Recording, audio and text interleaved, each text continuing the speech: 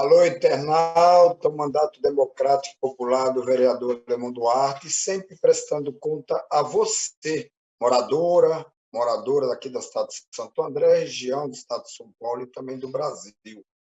Hoje estamos com uma convidada muito especial, também com um convidado muito especial. Antes de apresentar os dois, quero aqui dizer para cada pessoa que está neste momento nos acompanhando, uma hora de diálogo.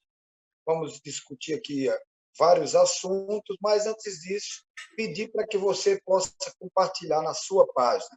Está gravando pela minha página do Facebook e também pelo YouTube.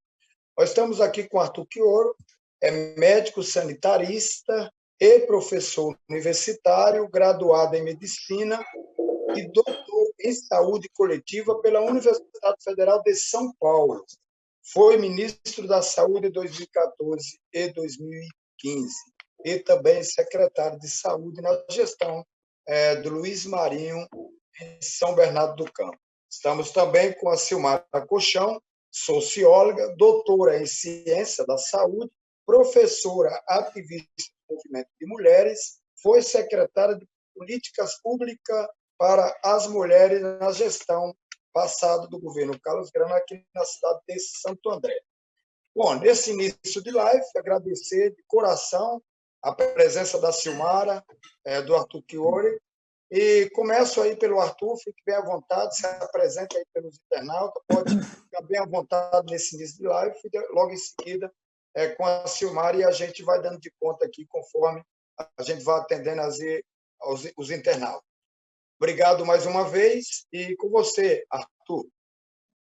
Muito obrigado, Alemão, vereador. Quero te cumprimentar todos os companheiros e companheiras do seu mandato, né, todos aqueles que te seguem aí pela internet, acompanham o teu trabalho, participam democraticamente do seu mandato, o mandato popular. Saudar a Silmara, querida amiga, companheira, né, militante do movimento de mulheres, aí tem uma história de luta no ABC, né, de muito respeito. Eu gosto muito do trabalho da Silmara, acompanho toda essa militância que ela faz, e acho que a gente vai ter aí momentos de muita reflexão, né? Um dia muito especial para o nosso país, né? Finalmente acharam o Queiroz, né? Nos livramos, né, de uma figura nefasta para a política e, mais acima de tudo, para a educação e para a cidadania brasileira, que é esse que até é difícil de chamá-lo de ex-ministro, né, o Weintraub, né? Então, assim, um dia muito, muito importante. E, naturalmente, é provável que a gente converse um pouco também, né, sobre a pandemia de Covid, seus impactos, sobre a vida. Eu tenho me dedicado muito, né?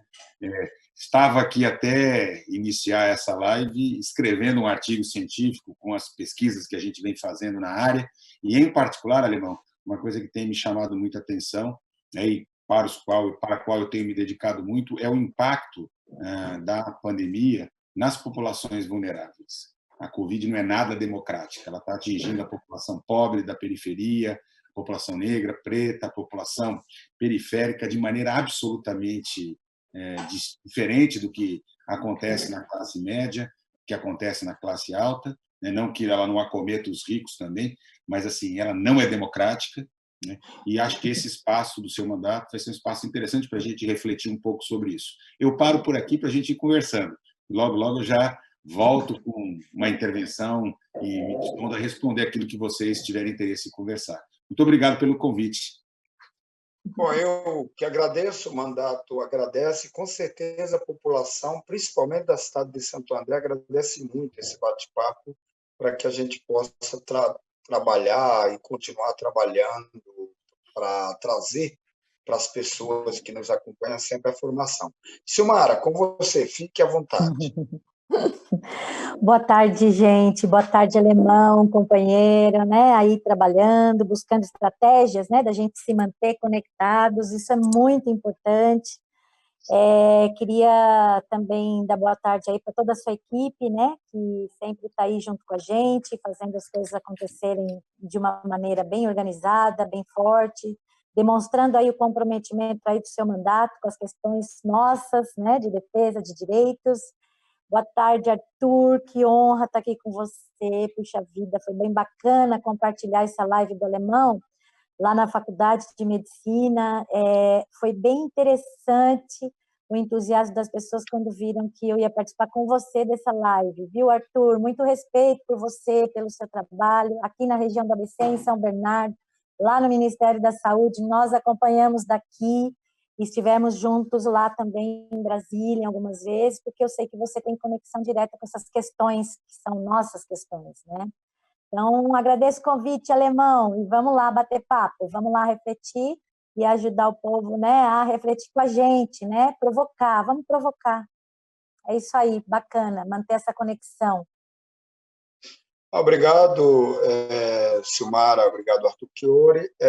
Nesse bate-papo de hoje, nós vamos, claro, com certeza, vai ter um momento que a gente vai falar dessa questão da pandemia, os números, nós vamos, em algum momento, aí, dialogar sobre essa questão, mas eu quero iniciar, de repente, essa live, já depois dessas apresentações aqui maravilhosas. É importante dizer que a violência, né? A Agência Brasil traz os dados da violência, nessa questão de pandemia, na violência aí contra a mulher, na questão do aumento, aí a matéria, né? 44,9% durante a pandemia, no contexto da pandemia do Covid-19, então você tem aí esses aumentos, que passou de 6.775 para 9.817, então, assim, são esses aumentos. Então, se puder rapidamente aí fazer esse comentário, eu acho que agora eu começo pela Silmara, fazendo um pouco esse comentário, como é que é essa violência doméstica. Claro que no momento de pandemia não era para ter aumentado, mas, Silmara, queria que você falasse um pouco sobre isso, depois o Arthur, e aí a gente vai aqui tocando a nossa hora de conversa aqui. Uhum. Alemão, e quando a questão da pandemia, né, ela sai dos gráficos, a gente vê muito o que o Arthur acabou de falar, né, ela sai, a gente começa a perceber ela chegando em casa, né, e a gente sabe bem que ela tem classe, ela tem cor, ela tem sexo, né, então ela atinge de maneira diferenciada essa nossa população que é diversa, né. Infelizmente, a gente vive, né, num contexto já de desigualdade acirrada em nosso país, de concentração de renda exacerbada. O aumento, essa crise econômica nossa, ela vem junto com uma crise de valores profunda, né? Quando, no golpe, né, de 2016, quando eles dão um tchau, querida, né? Aquele símbolo é muito forte. E aquilo nos atingiu a nossa presidenta Dilma, atinge a todas nós. Quando sobe na capa da Veja, né, o modelo de ideal feminino na sociedade conservadora ainda, o bela, recatada e do lar. Né? Então, e veja que contraditório que é isso, né? O lar é o que a gente sempre fala, e acho que com a pandemia, né, a gente consegue destinar bem essa questão. O lar não é o espaço mais seguro para as meninas, mulheres, né? E aí a gente percebe, né, o quanto, né, essa questão da pandemia coloca as mulheres no front, né, da pandemia, porque as mulheres estão no front na saúde, voltando para casa e sem o amparo das escolas, das creches e nem o amparo de outras mulheres. Desculpa. Então, aí também a gente vê o abandono também das crianças, né, nesse contexto do espaço doméstico. Né?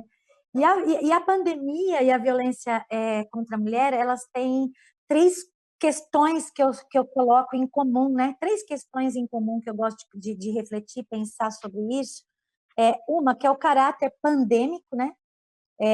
Perpassa, né? Ultrapassa a fronteira dos países, das regiões, enfim. Esse caráter pandêmico é comum entre a pandemia do coronavírus e a violência contra a mulher. A outra questão em comum que eu coloco é a subnotificação. Nós estamos falando de uma questão tremendamente subnotificada também, que é a violência contra a mulher, e isso é histórico, né? O quanto a gente tem que trabalhar, né, para que a consciência de direito das mulheres, a confiança nos serviços, a importância da Lei Maria da Penha, para que a gente consiga, de fato, tirar a Lei Maria da Penha do papel e as mulheres buscarem ajuda, né? Por conta da complexidade que envolve a violência de gênero, a violência contra a mulher.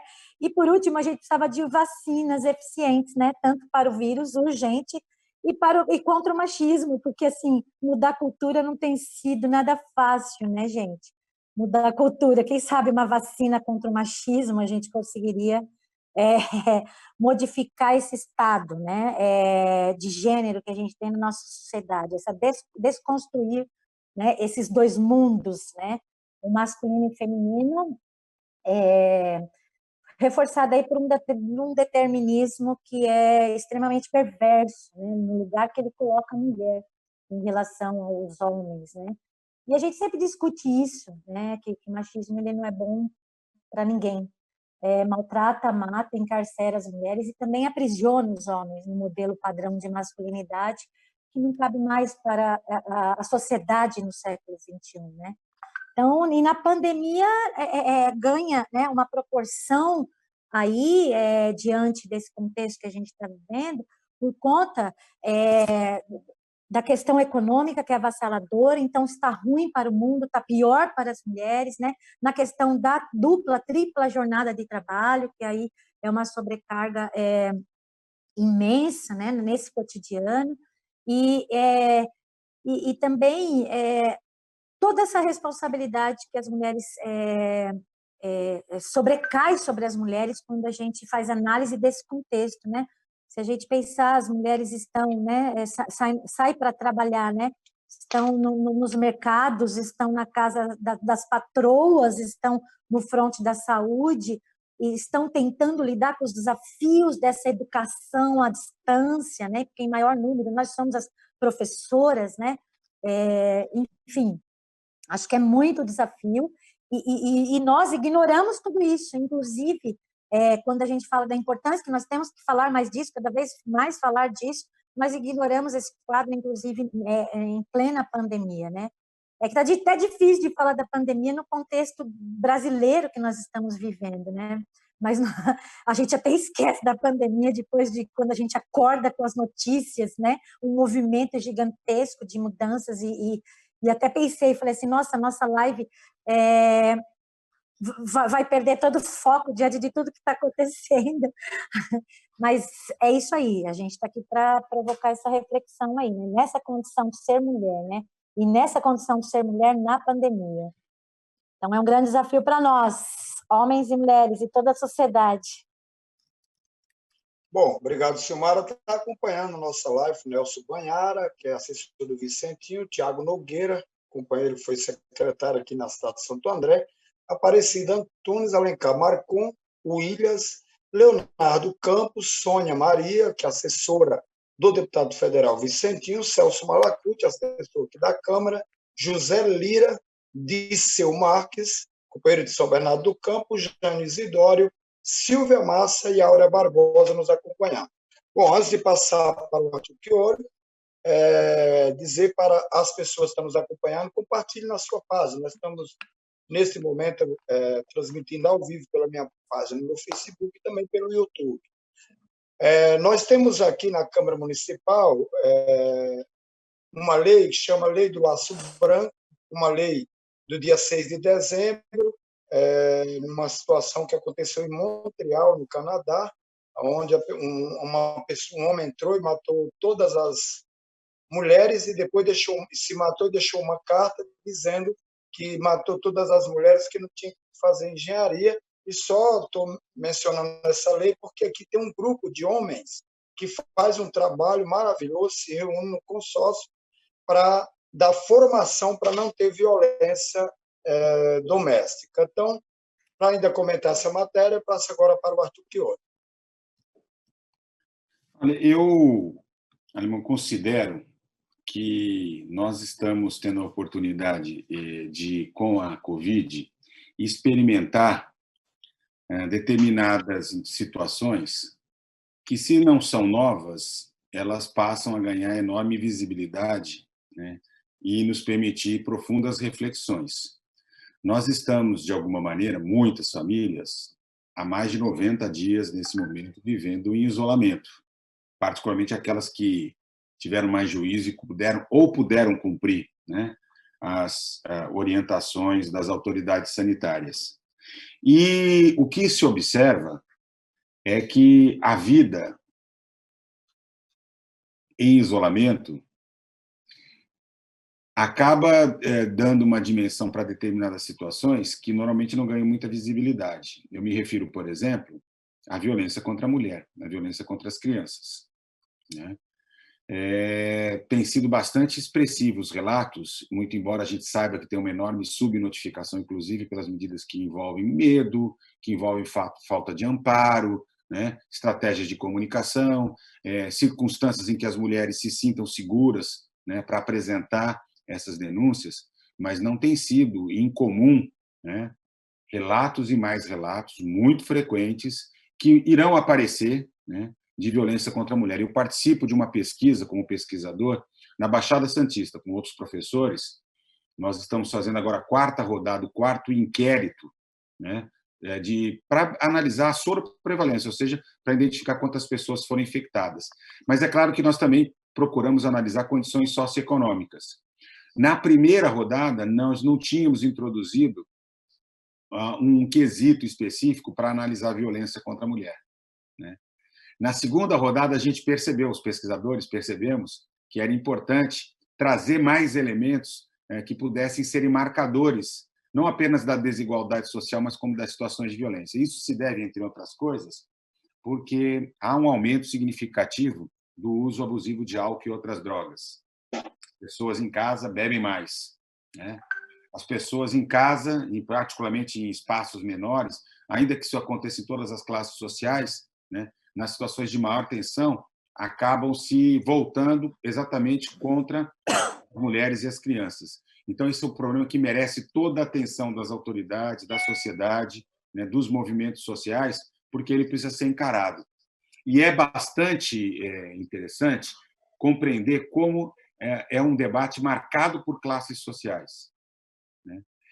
Na pesquisa da Baixada, Alemão, a gente identificou uma coisa, eu tenho certeza que no ABC, e aí em Santo André deve se reproduzir, nas residências que tinham mais de 4 cômodos, maior nível de escolaridade e maior nível de renda familiar, o grau de adesão ao uso de máscara e as medidas de isolamento chegavam próximo a 90%.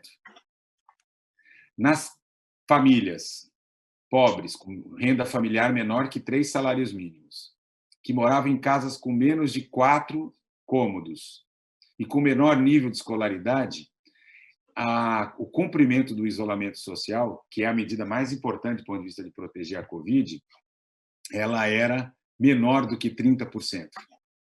E há explicações muito óbvias para poder compreender por que isso acontece, né? O governo Bolsonaro, desde o início, se portou, primeiro, negando a existência da pandemia. Vamos lembrar, né, o gripezinha, resfriadinho, vão ser só 4 mil óbitos, depois volta ao normal, com a impossibilidade, pela realidade dos números que se apresentaram, acabou tendo que admitir que nós vivíamos, como o resto do mundo, uma pandemia, né? Depois passou, ao invés de negar, a manifestar uma postura de absoluta violência, desrespeito com as famílias que perderam seus entes queridos. A maior expressão disso foi o "e daí?", o que eu faço com isso? E, mais recentemente, passou literalmente a boicotar, quando incitou as pessoas a invadirem os hospitais para comprovar que não tinha caso, né? Eu dou esse relato para mostrar o seguinte: o Brasil é um país que está tendo que enfrentar a pandemia em 3 frentes. Os desafios sanitários, que estão dados como gravíssimos para todo mundo, que por si só já exigiriam coordenação, qualidade de resposta, né, a alocação de recursos. Mas nós estamos vivendo isso num ambiente, num país profundamente marcado pela desigualdade social. E isso, que eu estou chamando de periferização da Covid, essa expressão, para mim, ela é muito característica, porque ela mostra a iniquidade na ocorrência dos fenômenos. Quem está morrendo, fundamentalmente, a diferença, Alemão, chega a ser, sabe, Silmar, superior a 30%. Quer dizer, uma pessoa que mora na periferia tem 30 vezes mais chance de morrer do que quem mora numa casa bacana. E aí, não é porque ela é hipertensa, porque ela é asmática, porque ela tem câncer, ou porque é muito idosa. É por classe social, é por morar em condições precárias, é porque boa parte das pessoas que vivem, os mais jovens, naquela casa, né, são obrigadas a sair para arrumar o sustento, a segurança alimentar do dia, senão não come, senão vão morrer de fome. Porque o governo foi incapaz, apesar de ter destinado 1,2 trilhão para socorrer os bancos e as grandes empresas. Eu vou repetir, porque o número é tão grande, Alemão, que as pessoas ficam, às vezes, achando que eu estou falando errado. O governo Bolsonaro destinou, foi muito generoso, 1,2 trilhão para socorrer bancos, né, e as grandes empresas. E os recursos alocados para famílias, para o auxílio emergencial para as pessoas mais pobres, para os desempregados, para quem tem subemprego, para quem está na informalidade, né, não só representam menos de 30% desse valor liberado para o andar de cima, mas não chegou, 27% disso foi liberado até agora. O brasileiro continua sofrendo na Caixa Econômica Federal para receber essa mísera quantia de R$600.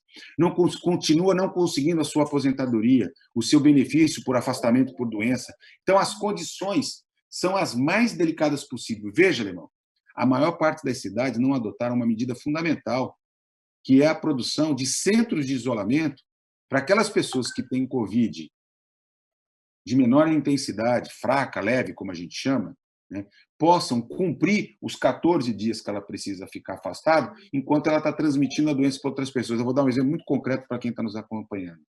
Eu atendo lá no Hospital São Paulo, da Universidade Federal de São Paulo, onde eu sou professor, todos os professores nós estamos atendendo na unidade de Covid.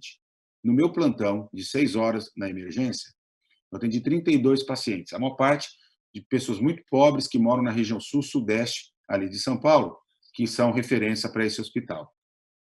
Vários deles eu não consegui, nenhum deles eu consegui testar. Por quê? Porque casos leves não são testados. Porque o Brasil continua destinando só os testes para os casos mais graves. E aí eu dizia para a pessoa, olha, você tem história clínica, você tem contato com outras pessoas, tudo leva aqui que você tem Covid. Então, você vai precisar ficar em casa até completar 14 dias, vai tomar tal medicamento, não era cloroquina, né? Só sintomático, vai fazer repouso, vai se alimentar, mas você precisa cumprir, dava todas as medidas de isolamento, orientava tudo o que tinha que fazer. Quando eu terminava, você entendeu direitinho, senão você vai passar para a tua família, para os teus vizinhos e tal. Dizia, mas doutor, eu moro numa casa de 2 cômodos com 8 pessoas. Como é que eu vou fazer isolamento? Não tem como. Doutor, eu sou mãe de 4 crianças, meu marido me abandonou, eu não tenho ninguém, a gente mora numa casa com 2 cômodos, tá certo? Eu estou o tempo inteiro tendo que dar banho, fazer todas as coisas nas crianças, as crianças têm que ficar na rua, brincando no quintal, porque a gente não consegue fazer nada dentro de casa, né? Elas vão para a casa dos vizinhos porque é tudo junto, eu moro numa edícula. Então, a realidade de mais de 13 milhões de brasileiros, não é a realidade que é uma exceção em Santo André e no ABC, né? E implica, Alemão, na necessidade de produção de políticas sociais e econômicas que pudesse proteger a população. Vou dar um exemplo concreto. As nossas escolas, os ginásios, centros comunitários, tem vários equipamentos públicos na nossa periferia que estão parados. Eles podiam ser facilmente adaptados para que as pessoas que estão infectadas pudessem ficar até completar 14 dias, perto da sua casa, no seu bairro, mas isolada, cumprindo o isolamento, que em casa ela não consegue fazer. Isso teria uma força de interrupção muito grande da enfermidade. Agora, o que a gente vê, os prefeitos e o próprio governador, que rugiram que nem leões bravos no começo da pandemia, e que agora estão tudo se portando que nem gatinho recém-nascido medroso, né, atendendo aos interesses e às pressões do empresariado, e de olho nas suas próprias sucessões, nas eleições municipais, ao invés de observar o interesse público, a defesa da vida, eles estão muito mais interessados em atender a essa outra lógica, né? E, literalmente, colocar a população pobre para se expor, inclusive nos transportes coletivos, para os quais não foram tomadas nenhuma decisão que pudesse proteger as pessoas. Não sei se você sabe, Alemão, Mas o segundo lugar mais perigoso para pegar Covid são os transportes de massa. O único lugar que é mais perigoso, naturalmente, são os serviços de saúde, porque os doentes vão lá, então é natural que ele seja o lugar mais perigoso. Mas depois são os transportes coletivos. Veja, as prefeituras estão autorizando circular frota parcial, não faz testagem dos motoristas e cobradores, não impõe medidas de higienização, sanitização, não fiscaliza. Literalmente, o que a gente está vendo é uma verdadeira barbárie. Então, eu vou dizer aqui uma coisa, vou fazer uma afirmação, e os próximos dias vão confirmar ou não se eu estou certo, que nós teremos nas 2, 3 próximas semanas um aumento muito importante dos casos de Covid e óbitos de Covid no estado de São Paulo, em Santo André, no ABC e no Brasil. Exatamente pela forma anticientífica, pela negligência, pela incapacidade do governo, nesse momento mais crítico, de chamar todo mundo para cumprir o isolamento bem feito, não esse isolamento meia-boca que nós inventamos no Brasil, e conseguir sair mais rápido da crise. O que nós estamos fazendo, Alemão, é arrastar a crise para níveis insuportáveis. E sempre quem paga a conta é o povo mais pobre. Obrigado, Arthur Chior. Nós estamos, nesse momento, acompanhando o Tônio Pedreira, a Natália Simeão, João Roberto Martins, a Lúcia Alves, Cláudio Fidelis, Luizinho, Manuel Andrade, Wagner Lima, Vanessa Malacuti, Ana Beatriz, Laércio Alves, Lúcia Maria, Ju Borges, Valdinéa, Magali Fonseca, João Martins Lima, José Demésio, que é o Dedé, Gislene Azevedo e Cláudio Bezerra. Neste momento, nós estamos aqui com os internautas interagindo com a gente. Eu vou lendo aqui a pergunta da Magali Malta, depois a Alencar Marcon, e aí eu vou, conforme está vindo aqui, eu vou conversando com vocês, depois eu passo aí para a Silmara. A Magali Malta, ela manda uma pergunta, aí eu vou, que sair aqui, eu vou direcionar para vocês dois. Na cidade, em 2013, um homem trans foi hostilizado por um médico ao fazer um ultrassom transvaginal. Falta políticas públicas e, quem sabe, uma especialidade médica que olhe para o corpo humano. Além da binariedade, o que você, como médico, pensa a respeito? O que nós temos também acompanhando o Alencar Marcon, que no momento que o Arthur Chior falou sobre essa questão aí da pandemia, da democracia, ele pergunta: vocês nos informam que a pandemia não é democrática. Pode detalhar os motivos desta parcialidade da pandemia? Alencar Marcon. Nós temos um outro também, que é o Luiz Francisco. O Luiz Francisco, ele é trabalhador da área da saúde. Ele tem aqui como morador do bairro São Jorge, de Santo André.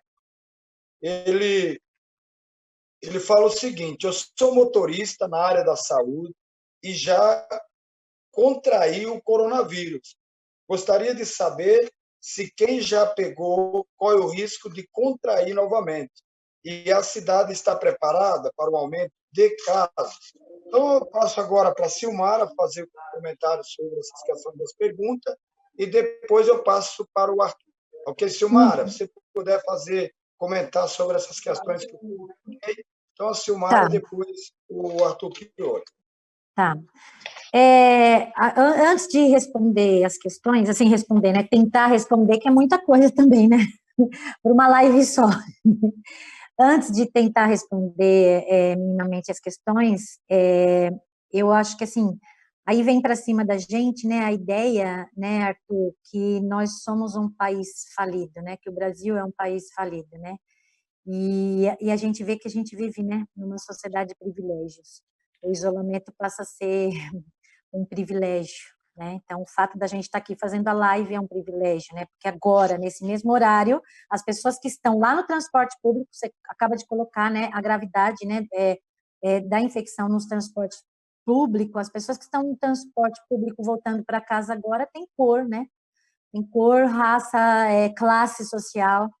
E quando a gente pensa na condição de pobreza, na perversa condição de pobreza que está milhares, né, da nossa população, a gente pensa na questão específica das mulheres, né? E se a gente mais fundo dentro do universo feminino, das mulheres negras, né, das mulheres trans, as dificuldades de acessar serviços, as dificuldades de acessar oportunidades, cidadania, e fora, né, aí eu volto, né, na questão dos corpos dentro da população, né, que a gente sempre fala, fica em casa, né, o discurso que é dado para a população, de modo geral, generalista, é fica em casa, né, e a gente sabe, com tudo isso que você coloca, a dificuldade de que isso saia do lugar do privilégio e entre no campo do direito, né, num país como o nosso, né, como que a gente faz esse deslocamento de sair do lugar do privilégio e entrar no campo do direito, né? Seria óbvio, né, a redistribuição de renda, urgente, né, que sustenta a riqueza, né, uma elite, uma pequena elite do nosso país, e isso é histórico, colonialista, e fazendo as pessoas acreditar que o nosso país está falido, né? Não, nosso país é muito rico, nosso país é muito rico, né? O meu filho está na Irlanda, levamos o maior susto, né, quando começou essa questão da pandemia, porque ele já faz um ano que ele está lá. E ele, imigrante, né, estudante, imigrante, ele, a namorada, estão lá trabalhando, e no momento onde foi decretada a questão do isolamento, foi colocada no país a questão do isolamento, ele já passou a receber 350 euros por semana. 350 ele e 350 a namorada, né? Que no final é bom a gente falar assim de coisas próximas, né? Para as pessoas perceberem de experiências nossas, né? Ele e a namorada por mês eles estavam levantando 20, se fosse 20 mil reais, né? Fazendo essa transferência para real. E aí ele falava, mãe, e os alimentos aqui, o custo de vida aqui não é mais alto que o Brasil, é igual ao Brasil e até mais barato que o Brasil, né? O preço dos alimentos, né? Então a gente tem aqui uma questão tributária muito injusta, né? E uma questão de má distribuição de renda muito criminosa, chega a ser criminosa, né? Então, o que a gente está falando dessas mortes, quando o Arthur coloca, né, esses dados, esses números que a gente fica repetindo, tem que ser responsabilizado, o Estado tem que ser responsabilizado por isso, porque a gente está falando de mortes evitáveis, mas teríamos outros caminhos para superar isso, né, de uma maneira mais contundente, mais responsável, mais corajosa, no sentido de enfrentar aí, né, essa elite, porque, de verdade, o que está acontecendo vai agravar a economia completamente. Nós não vamos resolver o problema da pandemia, nem o problema da economia, né? Com essa medida genocida, né, que o Estado tomou. E aí, dentro, né, dessa questão da condição da miséria, da pobreza, né, essa ação do cuidado que a gente fala do papel social das mulheres, né, ela continua atravessando todas as classes sociais, mas ela é profundamente perversa, né, e impactante na vida das mulheres pobres, né, e as mulheres da classe trabalhadora, como eu já mencionei aqui. Então, essa demanda, ela sempre existiu. A questão da violência contra a mulher, mas parece que a gente está sempre atuando na emergência, parece que a gente está sempre enxugando gelo, porque de fato a gente não consegue mudar a cultura. As leis por si só não mudam a cultura, a gente não está conseguindo mudar as relações, né, as atitudes, ressignificar o que é ser homem, o que é ser mulher, parar de culpabilizar as mulheres, por que as mulheres não denunciam, por que as mulheres não denunciam, né, e começar a perguntar. Eu estou numa pesquisa também com a professora Eva Blay, estou numa pesquisa também com a professora Marilda Lemos, e a gente quer conversar com os homens, né? O que leva, né, os homens a matar as mulheres? A gente sabe que é cultura machista, patriarcal, né? E a gente tem um modelo de patriarca que é assim muito perverso para o cotidiano da vida das mulheres, né? Que enquanto autoridade máxima de um governo, ele está lá, né, o tempo todo fortalecendo o patriarcado, que é o nosso presidente, o atual presidente da República, né? A verdadeira figura do patriarca é o Bolsonaro. E isso diz a toda uma nação, né? que agora pode. Então, essa fala, essa narrativa é muito perversa para a nossa condição social de mulheres que têm lutado por sua autonomia e espaço político, e disputado poder. Isso é interessante para o machista, é interessante que nós fiquemos em casa, né? Por quê? Porque isso vai privá-lo, nós estamos desafiando o poder, nós estamos desafiando essa condição no qual ele não quer perder, né? Um status e privilégio, Então, isso é muito perverso para a gente, no momento que a gente está vivendo hoje, e ainda agravado por uma pandemia. Quanto às perguntas, né, do homem trans, né, quando a Magali coloca, né, Magali, a gente tem no Ministério da Saúde protocolos de atenção, né, à população trans. Esse é o nosso grande desafio, a gente conseguir trazer isso para a prática, né, cotidiana, para a prática na assistência. E aí o Arthur pode falar muito melhor que eu, mas eu, do ponto de vista sociológico, é muito difícil a gente, no mundo modelo heteronormativo, a gente ainda tem que defender muito esse campo, no sentido de fazer com que essas pessoas acessem os serviços, né, de modo que elas sejam atendidas nas suas necessidades específicas. Então, a gente está falando de política universal, a gente está falando de ações afirmativas, dentro da saúde, dentro da área da segurança, da educação. As políticas de ações afirmativas, elas vêm exatamente para, né, atacar essa questão das desigualdades sociais, para atender às necessidades específicas da nossa população, do nosso povo, que é tão diverso na sua maneira de ser e de viver, mas que nós não conquistamos ainda o direito das pessoas serem simplesmente o que elas são, Magali. Simplesmente o que elas são. E aí é um trabalho imenso que a gente tem que fazer com quem está na gestão da política, com quem está na administração do financiamento da política, porque essas áreas nossas é muito difícil, parece que sempre a justificativa é que não tem dinheiro, que não tem dinheiro, que não tem dinheiro. Né? Quando a gente fala de ações afirmativas, a gente tem que trabalhar muito, né, no outro desafio que é o trabalho em rede, no outro desafio que é a gente afirmar, né, ainda com a Declaração Universal de Direitos Humanos, com tudo, Constituição, com o SUS que a gente tem, que tem como princípio a equidade, a gente ainda nas práticas ainda trata com iniquidade e não atende essa diversidade na maneira como a gente pode dizer que seria justa, né?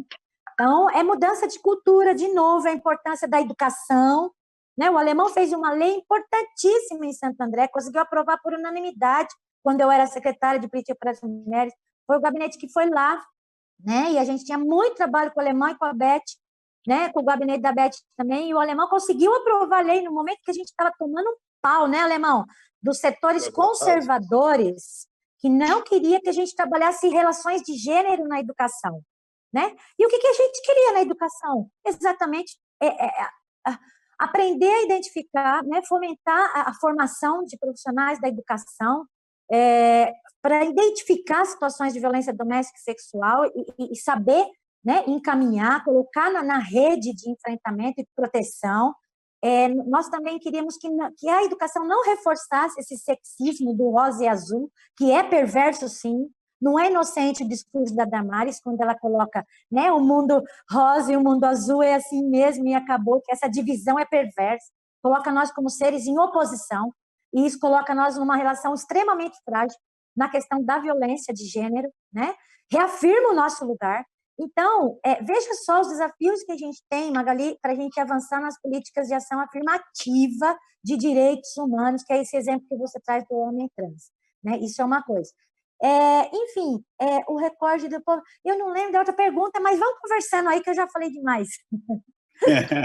Muito obrigado, Silmara, está nos acompanhando nesse momento, Jerônimo de Almeida. Quero ouvir o Arthur. Malu, André Oliveira, Sérgio Virgínio, Luiz Tatão, Cilda dos Reis, Eric, Ivete Garcia, um grande abraço, Ivete Garcia, Fabiana, Ronilda Borges, Lúcio Xavier, Márcia Garcia, Neudélia, Valéria Vidramin, Ovídio Silva Castiglione, Carlão lá do Lazega, Alcidea Miguel, Doaci Cardoso, Irlândia Brito, Joana Pereira e Eva.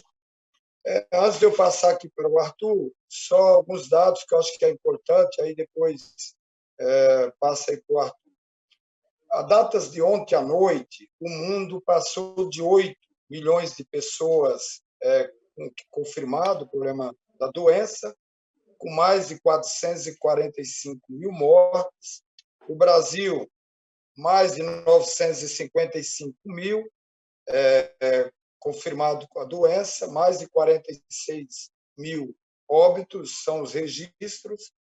Em São Paulo, mais de 191 mil casos confirmados, com mais de 11.500 registros.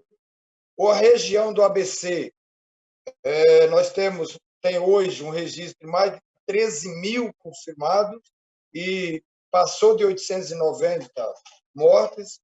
Em Santo André, já são mais de 3.700, melhor, 5.800 confirmados e passa de 211 mortes.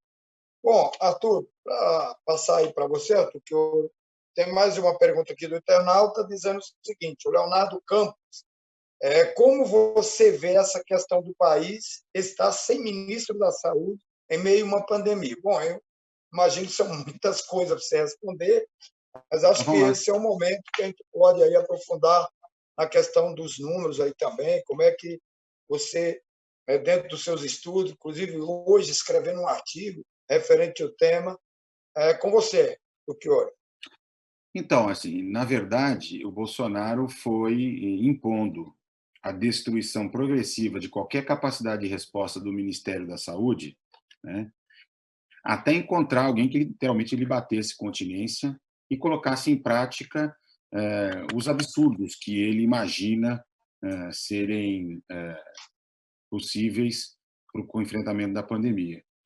Eu, particularmente, acho que o Mandetta é um grande engodo. Aquele colete do SUS nunca foi, para ele, uma pele, uma alma. Aquilo ali era uma fantasia, porque ele foi um deputado que foi contra o Mais Médicos, antes de assumir o ministério mesmo, né?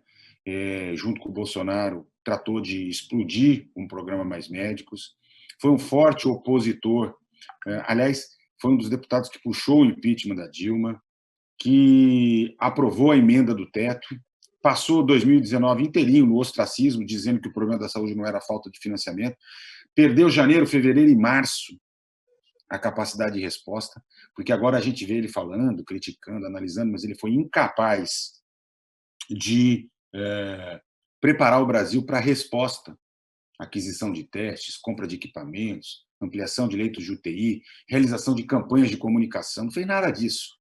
Embalou, junto com os governadores e secretários municipais, estaduais de saúde, nessa história do isolamento, que se opôs um pouco ao Bolsonaro, tensionou, foi mandado embora, foi trazido um profissional da área privada, né, o Taishi, que ficou 27 dias, no período que ele ficou, a epidemia explodiu, e continuou sem serem tomadas as decisões, até que o Bolsonaro colocou um ministro interino, um general, que não entende nada da saúde, que povoou o ministério ou de militares que não entendem nada da saúde, ou de políticos indicados, técnicos, sem qualidade, experiência técnica, indicados pelo Centrão. Ou seja, o Ministério da Saúde é um sujeito ausente no enfrentamento da pandemia. E quando aparece o governo federal, aparece para atrapalhar. Protocolo de cloroquina, o mundo inteiro dizendo isso aí não serve, isso aí faz mal para a saúde, não serve para tratar, nem para prevenir. Eles obrigam lá o protocolo. Tenta mexer no sistema de informação, não repassa recursos para estados e municípios, não consegue comprar testes, não consegue comprar máscara. A nossa resposta é uma resposta desastrosa, criminosa. E eu digo isso porque eu, Humberto Costa, ex-ministro e atualmente senador da República por Pernambuco, e Alexandre Padilha, também ex-ministro e atualmente deputado federal, produzimos uma denúncia para a Comissão de Direitos Humanos da ONU, para o Alto Comissariado de Direitos Humanos, para a Organização Mundial de Saúde, de crime contra a humanidade por parte do presidente da República. Eu estou cada vez mais convencido. A gente toda semana é obrigado a escrever de novo para eles, apresentando novas provas. Resultado disso, gente, é o crescimento da pandemia. Veja, hoje eu li nos jornais Não, parece que começa a ter estabilização, tal, né? Nós temos um expressivo aumento do número de casos nos últimos 15 dias. A taxa de transmissão da doença continua crescendo quase 3% ao dia no estado de São Paulo. Em nenhum momento nós chegamos naquele platô de estabilização que foi o platô que se verificou nos países europeus depois de mais ou menos 50 dias, quando eles fizeram, alguns começaram errado, como a Espanha, a Itália, alguns começaram mais ou menos, como a Inglaterra, alguns começaram muito bem, como a Alemanha e Portugal, né? Mas todos eles, com 50 dias, conseguiram. E depois de 2 semanas em que a doença se apresentava controlada, ou seja, tinha segurança, começaram a tomar medidas de flexibilização. E de maneira pensada. A Silmara chamou a atenção para um aspecto, que eu vou só destacar novamente, que mostra a incapacidade de pensar integralmente políticas públicas. Libera para as mulheres voltarem ao trabalho e não libera creche, né? Como se as mulheres tivessem com quem deixar suas crianças. Né? Quer dizer, nos países do outro mundo, nos outros países lá do hemisfério norte, todas as vezes que liberava, claro, não liberava ensino fundamental, não ensino universidade, tal, isso dá para esperar um pouquinho mais, mas creche não tem como, porque a criança pequena não tem, a mulher trabalhadora não tem como deixar a criança com alguém, ainda mais em uma situação de pandemia. Nem seus avós, seus pais, seus tios mais idosos que poderiam tomar conta, né, porque tem o risco de transmissão para as pessoas. Então, tudo muito impensado. O efeito prático disso é dramático. As estimativas, no melhor cenário, indicavam que nós perderíamos, até o final da pandemia, 44 mil vidas, o que por si só já é uma tragédia. Do jeito que nós vamos indo, nós perderemos para mais de 120 mil brasileiros. Vejam, 44 mil mortes nós atingimos na segunda-feira. Né? E o que é mais complicado, talvez difícil para muita gente entender, é que, pelo fato do Brasil ser um país continental, nós estamos vivendo ondas de transmissão da epidemia que acontece em tempos e momentos e intensidades diferentes. Então, é muito provável que a gente continue explodindo, continue aumentando, ainda que em algumas regiões possa até dar uma melhorada. Né? Por exemplo, agora que a pandemia está chegando na região sul do país, agora que a pandemia começou a interiorizar de verdade. O primeiro movimento foi as grandes capitais com maior afluxo de turistas, Manaus, Belém do Pará, Recife, Salvador, Rio, São Paulo, e depois começa a chegar em outros lugares. Veja, vou dar um exemplo do Nordeste. A hora que começa a controlar um pouquinho no Recife, explode no Rio Grande do Norte. A hora que começa a controlar no Rio de Janeiro, explode no Espírito Santo. Vai começar nas próximas semanas a chegar em Minas Gerais, que foi relativamente preservado. Então, nós corremos o risco de arrastar a pandemia por não ter feito a lição de casa, por não termos uma coordenação nacional, como você me perguntou, Lebão, por não ter o Ministério da Saúde presente, de maneira absolutamente inconsequente. Nós somos 5.570 municípios, 26 estados, o Distrito Federal. Nós precisamos de uma coordenação nacional. E, para piorar, prefeitos e governadores literalmente fraquejaram, não suportaram, não entenderam o momento histórico que nós estamos vivendo. Então, nós estamos indo numa situação de maior pioria. Eu quero voltar um pouquinho à pergunta do Luiz Francisco, né, que diz que é motorista e que já contraiu o coronavírus e quer saber se ele já pegou corre o risco. Não, você não corre o risco até o conhecimento científico que nós temos disponível hoje. Né, quem já teve Covid não terá Covid novamente, tá certo? Mas me preocupa demais a situação dos motoristas, tanto os motoristas de aplicativos, motoristas de táxi, motoristas de transporte coletivo. Por quê? Porque a natureza da profissão exige que vocês, motoristas, entrem em contato com uma grande quantidade de pessoas diferentes durante um grande período de tempo em ambientes fechados. Então, o risco de exposição da categoria dos motoristas é sempre muito grande. E as cidades não se prepararam de maneira adequada para o aumento de casos. E eu lamento que muitos prefeitos e governadores estejam olhando só agora para o número de UTI, como se o número de UTI fosse suficiente para segurar a expressão da doença quando ela explode. Né? Veja o que aconteceu nos Estados Unidos, veja o que aconteceu na Espanha, o que aconteceu na Itália, que é um exemplo claro disso. Então, gente, eu finalizo essa minha intervenção inicial dizendo isso, né, que eu me preocupo demais porque o Brasil é um país, um gigante à deriva. Né? Nós temos no presidente da República um inimigo muito mais perigoso, muito mais pernicioso do que o coronavírus. E eu queria só dar um pitacozinho questão que Magali levanta, que fala da política de saúde para as pessoas trans, né? É impressionante, porque nós vivemos uma enorme dificuldade para que os profissionais de saúde consigam sequer compreender essas políticas públicas. No Hospital São Paulo, nós temos um ambulatório para pessoa trans e temos introduzido na formação dos médicos, dos enfermeiros, dos fonoaudiólogos, dos demais profissionais de saúde, uma formação que leve em conta a política nacional, tanto da população LGBT, como as questões específicas da população trans. Mas você deve considerar, Magali, que a imensa maioria dos profissionais jamais tiveram acesso à informação. Então, muitos são muito despreparados para cuidar para alguma coisa que para eles é uma novidade. Eles não sabem manejar, não sabem se portar, não sabem como se dirigir, não sabem como examinar, às vezes se atrapalham todo. Então, assim, eu não estou querendo justificar, mas estou dizendo que falta todo um investimento, né? Informação para os profissionais de saúde capazes de atender as diferentes situações que se colocam e que se respeite o direito de qualquer pessoa que procura um serviço de saúde, seja ele público, seja ele privado. É um desafio, né? Agora, com um governo de direita, racista, homofóbico, misógino, né? Aí é mais difícil, né? Porque, de fato, eles olham para tudo que é diferença como se fosse doença, né? E apostam na segregação, na separação, né? É um governo eugenista, darwinista social, né? E isso é profundamente desafiador. Por isso que eu tenho dito, de maneira muito clara, que uma parte significativa da solução dos nossos problemas hoje passa não apenas pelo afastamento do presidente da República, que é fundamental, né? Mas a construção, aproveitar esse momento de reflexão, dessa mudança que o mundo passa, para poder, de fato, conseguir construir uma nova ordem econômica, uma nova ordem política, novos valores, né, que valorizem a democracia, a cidadania, respeitem a diferença, sejam capazes de produzir igualdade de direitos para homens, mulheres, independente de qualquer situação. Obrigado, Arthur Chiori. Nós temos aqui mais algumas pessoas nos acompanhando, estamos chegando ao finalmente da nossa live. É muito bom um debate como esse, porque rapidamente já estamos chegando aqui a 1 hora.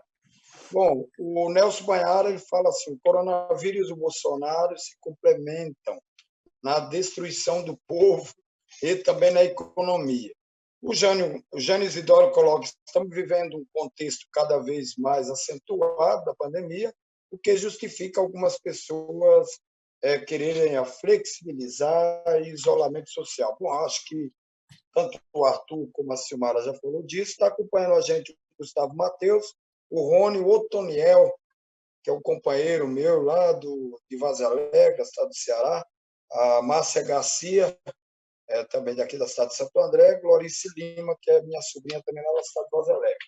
Olha, nós estamos chegando ao finalmente. A gente sempre pede para as pessoas ficarem em casa, se puder. Se tiver que trabalhar, use máscara, use álcool gel, tenha todos os cuidados. Olha, o número a cada vez cresce e é uma maneira da gente se cuidar. Nós estamos aqui chegando ao nosso final da nossa live.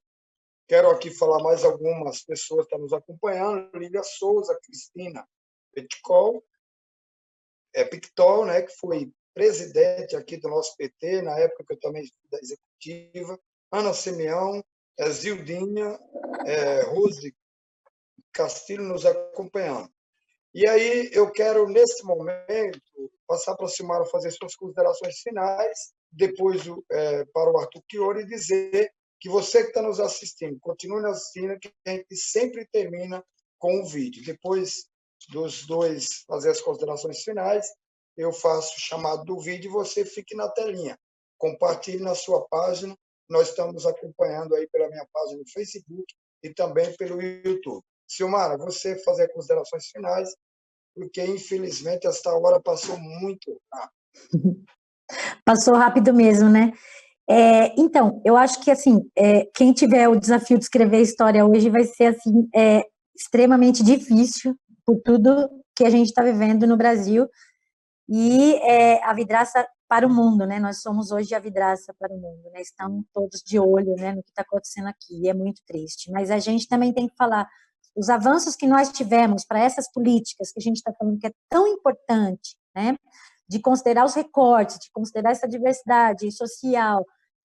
Os avanços que nós tivemos também têm nome, né? Tem gestão, tem período histórico, né? O Lula, quando ele cria as pastas com status de ministério, de política para as mulheres, igualdade racial, direitos humanos, né? Depois, quando cria a Lei Maria da Penha, quando sanciona a Lei Maria da Penha em 2006, depois a Dilma, a Lei do Feminicídio, e o Fioro, no período dele, também fez uma coisa muito importante, que era uma norma técnica, desde 95, do Ministério da Saúde, né, e no período da Dilma e do Fioro ali, virou uma lei federal, que é o Protocolo de Atenção à Violência Doméstica e Sexual contra Mulheres, Crianças e Adolescentes na Saúde. É incrível, esse protocolo é um dos mais avançados do mundo que a gente tem, e mesmo assim nós temos um desafio grande, né, que a gente tem os modelos de atenção, o SUS e o modelo de atenção suplementar, e a gente não consegue universalizar um protocolo. Olha a dificuldade que a gente tem, muito do que eu acabou de colocar, né? A gente não consegue universalizar todos os avanços que a gente tem dentro do SUS, conquista, né, dos movimentos sociais, históricas, e a gente não consegue, a gente ainda tem muita dificuldade de trazer isso para a base, no atendimento, né? E pouca gente conhece. Então, olha o importante papel das universidades, olha o importante papel da saúde pública, né, que ganha, né, uma visibilidade maior nesse momento. Outra coisa que ganha visibilidade maior nesse momento é a redistribuição de renda urgente. O modelo capitalista faliu, está falido, nunca serviu para nada, né? Ele só fortaleceu uma sociedade de privilégios e de injustiça social, né? Então, precisamos, né, de mais respeito às identidades diversas, precisamos de mais participação e representatividade e uma distribuição de renda justa, né, para que a gente consiga sair dessa situação e tirar governo, né, tirar governo neoliberal, necropolíticas, tirar essa necropolítica aí da vida das pessoas que avassala a nossa população pobre, porque quem está sobrecarregado hoje nessa pandemia e sem proteção, né, são as mulheres, e tem cor e tem classe social, né, e isso a gente precisa dizer, não podemos deixar de dizer e tocar nessa ferida. Fique em casa, claro. Obrigado, E se cuidem, Silmara, né? E se cuidem. Suas considerações finais, o Arthur Fiore. Alemão, eu agradeço o convite, prazer estar com você, com o Silmar, com todos aqueles que te acompanham, né?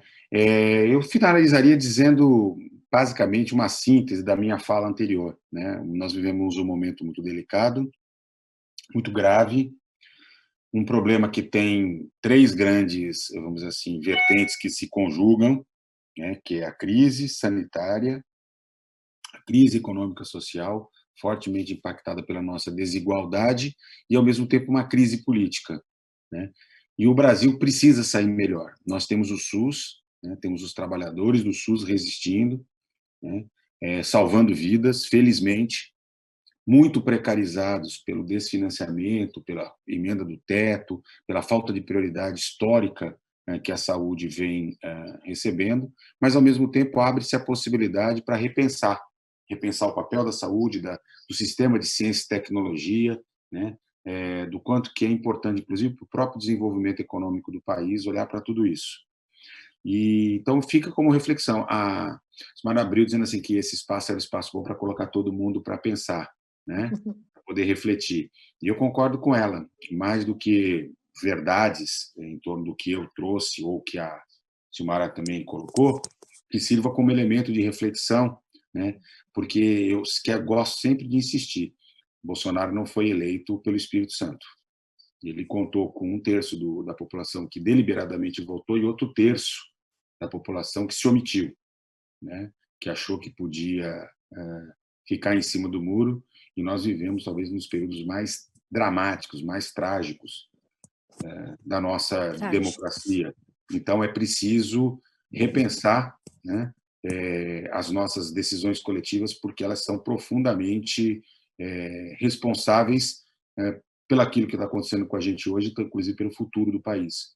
Então, um abraço a todos, um carinho muito especial por estar aqui com vocês e reforçar aquilo que a Silmara colocou. Quem puder, fique em casa. Fique em casa porque é muito importante nesse momento. Nós não, infelizmente, ainda não passamos e precisamos nos proteger. Um abraço a todos.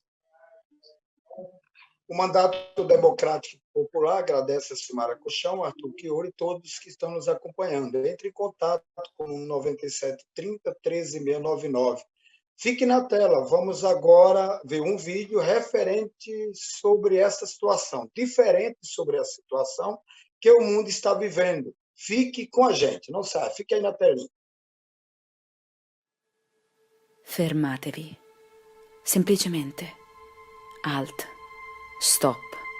Non muovetevi. Non è più una richiesta, è un obbligo. Sono qui per aiutarvi. Questa montagna russa supersonica ha esaurito le rotaie. Basta aerei, treni, scuole, centri commerciali, incontri. Abbiamo rotto il frenetico vortice di illusioni e obblighi che vi hanno impedito di alzare gli occhi al cielo, guardare le stelle, ascoltare il mare, farvi cullare dai cinguettii degli uccelli, rotolarvi nei prati, cogliere una mela dall'albero, sorridere a un animale nel bosco, respirare la montagna, ascoltare il buonsenso. Abbiamo dovuto romperlo. Non potete mettervi a fare Dio. Il nostro obbligo è reciproco, come è sempre stato, anche se ve lo siete dimenticati. Interromperemo questa trasmissione, l'infinita trasmissione cacofonica di divisioni e distrazioni, per portarvi questa notizia. Non stiamo bene. Nessuno di noi. Tutti noi stiamo soffrendo. L'anno scorso, le tempeste di fuoco che hanno bruciato i polmoni della terra non vi hanno fermato. Né i ghiacciai che si disintegrano, né le vostre città che sprofondano, né la consapevolezza di essere i soli responsabili della sesta estinzione di massa. Non mi avete ascoltato? È difficile ascoltare essendo così impegnati, lottando per arrampicarsi sempre più in alto sull'impalcatura delle comodità che vi siete costruiti. Le fondamenta stanno cedendo. Si stanno inarcando sotto il peso dei vostri desideri fittizi. Io vi aiuterò. Porterò le tempeste di fuoco nel vostro corpo, inonderò i vostri polmoni, vi isolerò come un orso polare su un iceberg alla deriva. Mi ascoltate adesso? Non stiamo bene. Non sono un nemico, sono un mero messaggero, sono un alleato, sono la forza che riporterà l'equilibrio. Ora mi dovete ascoltare. Sto urlando di fermarvi. Fermatevi. Tacete. Ascoltate. Ora alzate gli occhi al cielo. Come sta? Non ci sono più aerei. Quanto vi serve che stia bene per godere dell'ossigeno che respirate? Guardate l'oceano. Come sta? Guardate i fiumi. Come stanno? Guardate la terra, come sta? Guardate voi stessi, come state? Non puoi essere sano in un ecosistema malato. Fermati. Molti hanno paura adesso. Non demonizzate la vostra paura. Non lasciatevi dominare. Lasciate che vi parli. Ascoltate la sua saggezza. Imparate a sorridere con gli occhi. Vi aiuterò, se mi ascoltate.